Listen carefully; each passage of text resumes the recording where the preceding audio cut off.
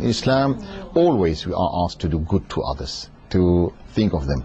One of the valuable things in Islam is what we call it ithar. Ithar means to put the needs of others prior to your own needs. And it is admired that one of the characteristics of believers is that although they are in need, but they try to give priority for others. A tradition by the commander of the faithful, Amir al-Mu'mineen alayhi salam, states he was speaking to his son, Imam Hussein alayhi salam, and he says to him, أحب لأخيك ما تحب لنفسك. Now this is a principle that for anyone to abide by it would obviously attract the hearts of anyone around the world to that person. أحب لأخيك ما تحب لنفسك واكره له ما تكره لها. Love for other people what you love for yourself, and hate for others what you would hate for yourself. Of course, if you compare this to other similar slogans, so to speak, such as do unto others what others would do unto you, you'll notice the huge contrast. Do unto others implies that if someone did something that's not very nice or nasty to you, that you could return that sort of gesture with a similar act. Whereas in this statement, the commander of the faithful is giving a most beautiful manifestation of humanity. He says, love for others what you love for yourself. If you love to be respected, then respect others. If you love to be loved, then love others. And hate for others what you would hate for yourself. If you hate to be lied to, never lie to other people. And this, I think, really creates the basis of a perfect utopian paradise. A society where people respect one another, love one another, because there's no one in the world that we love more than we love ourselves. And if we treat other people the way we would like to have other people treat us, imagine what sort of society we end up having.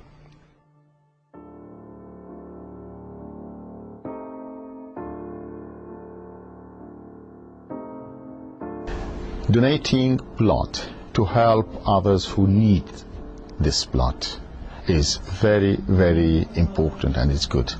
In fact, any act which leads to helping others and assisting them with whatever needs they have, for example, when certain type of blood is not available, I mean, it is good to give blood for helping others, and it explains how Muslims are caring for others and think that they can help, they can offer something, they can be part of this society in a sense that when by giving the blood they are going to rescue the life of a person.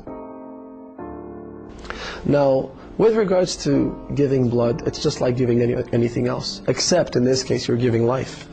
You really are offering the chance for people that are very sick, people that are in need for blood, to basically be born again. And so when you're saving someone's life by giving your blood, you're in fact, according to the Quran, and the Quran actually quotes the Old Testament in saying that if you save one person, it's as if you have saved the entire human race. And if you kill one person, it's as if you've killed the entire human race.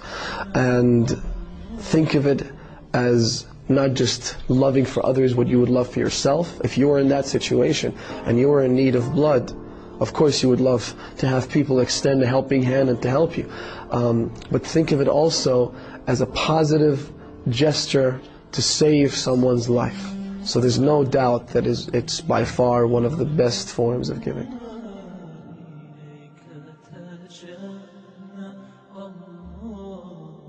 When you donate the blood, when you give the blood, you give it to the hospitals. There are special centers, for example, who keep that and use it for anyone who needs it. Think of all as all are brothers and sisters in faith, and not necessarily to be Muslims. I mean, even those who are, other citizens who live with you in the same country, there is nothing wrong against that. Yeah.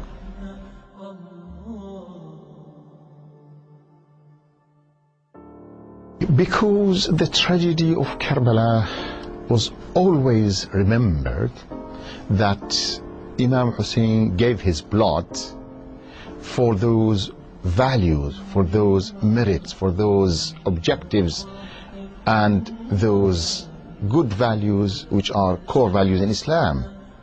Justice, sacrifice for humanity, sacrifice for what helps people to have a better understanding about life. So if we commemorate that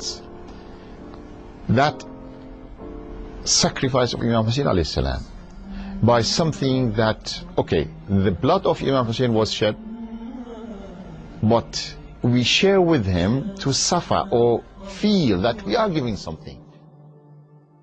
The whole concept of Imam Hussein's revolution is based on the notion of sacrifice. It's based on sacrificing what is dear, what is important, for something that is even more important.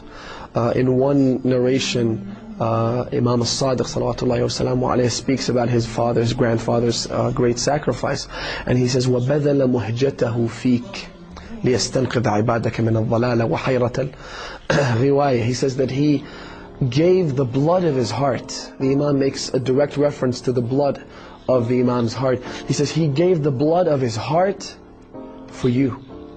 In other words, for Allah subhanahu wa ta'ala. Why? In order to save people. So the blood of the chief of the youths of paradise, the master of martyrs, Abi Abdullah al-Hussein, was given as a sacrifice. I think when it comes to donating blood for sick people, for people in need of blood donations, once again we're talking about sacrifice.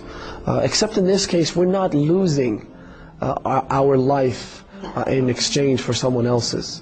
We remain healthy. In most cases there are no adverse effects on the person donating blood, and yet you end up saving someone else's life. So it is a beautiful act of sacrifice, while at the same time you help others without doing any damage to your health, which makes it even better.